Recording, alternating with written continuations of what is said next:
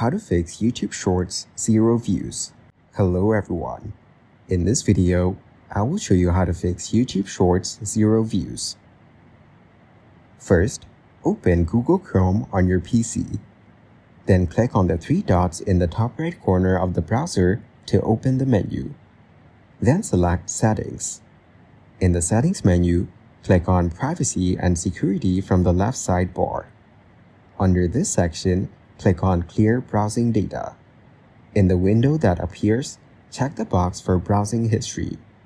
You can also check additional options like cookies and other site data and cached images and files.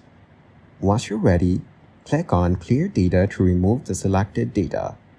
After clearing your browsing data, close the settings and go to the Start menu to restart your PC. Restarting can help refresh your system and resolve minor glitches. Additionally, make sure to check your internet connection. Sometimes a slow or unstable connection can prevent YouTube Shorts from updating properly. Ensure you have a stable internet connection and try uploading the video again. These steps should help fix the issue of YouTube Shorts showing 0 views. Thank you guys for watching this video. Hope you got some value. Make sure to like the video and subscribe to the channel to get notified of new videos. See you in the next one.